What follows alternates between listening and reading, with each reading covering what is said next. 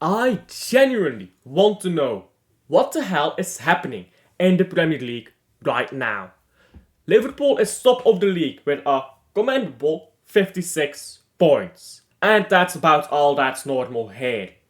Now sure, Liverpool did take an embarrassing defeat in Europe recently, but they played their B team and had already guaranteed top 8.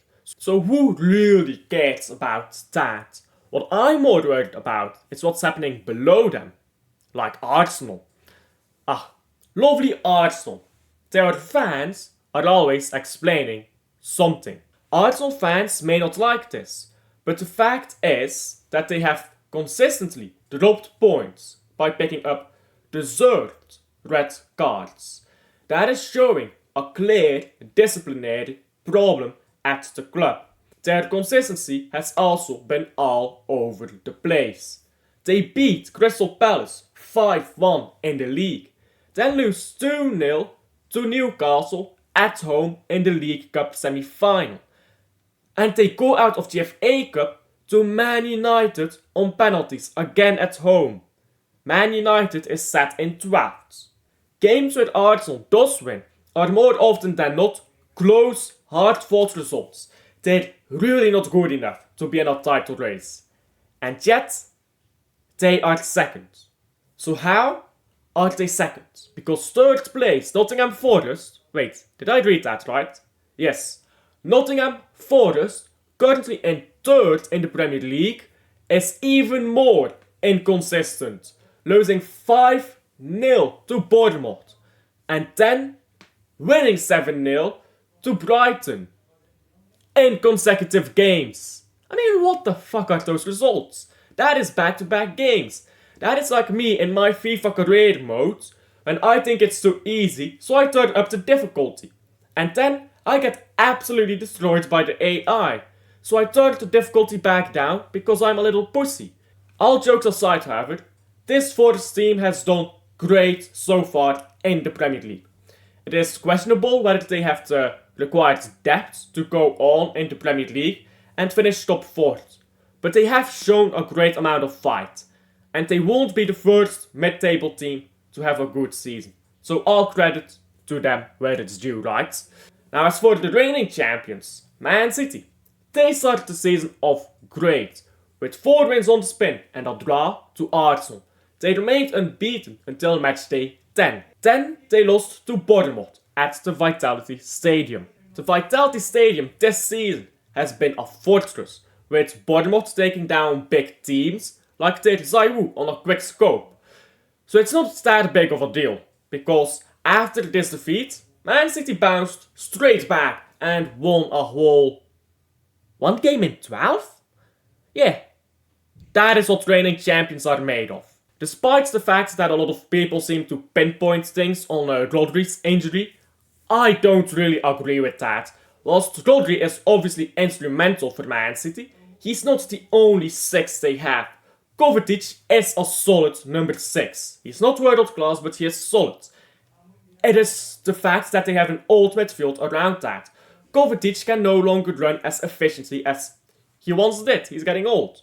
So you have to put someone else in midfield to make those running actions for him. So what does Pep do here? Instead of playing Foden, O'Reilly, Rico Lewis, McAtee, or any other possible young player in midfield, Pep Guardiola has the genius decision of playing the oldest midfield in the league. Tell them to play possession football. Tell them to run across the pitch when his 6 is injured. Now that is tactical genius. How could this go wrong? After such a terrible run of form, it's obvious that City would be out of the title race.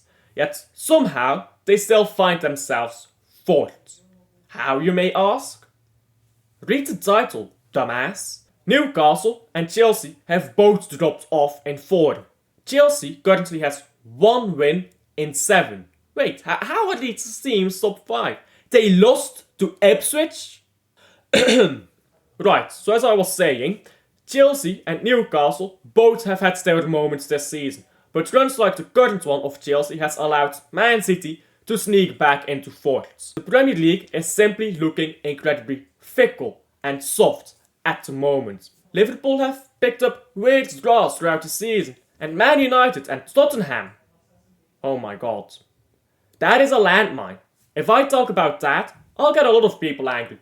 Best to just move on. Wolves has had a really good start to the season with 1 win in 11. That is some Man City form right there. But despite nearly matching the reigning champions, 1 win in 12, they still found themselves bottom of the league. Wolves then realized that they could just sack their old manager and get in someone new. So they did that. And since then, they've slowly clawed their way back up the table. And I'm confident in saying that Wolves will survive the Premier League season here this year around. But it is odd that a team that started the season so poorly can so easily come away from a relegation scrap. They aren't winning every game or anything. It's just that Leicester, Ipswich and Southampton have been horrible. Almost like there's a ridiculous financial gap between the Premier League and the Championship that makes it almost impossible for the newly promoted sides to survive a Premier League season, significantly dragging down the minimum points required to survive a Premier League season. Nah, that's mad. Next week I'll be doing a title race predictions for next season's Championship season. So, do you back Tottenham, Man United or Man City to win? Tell me down below. Bye.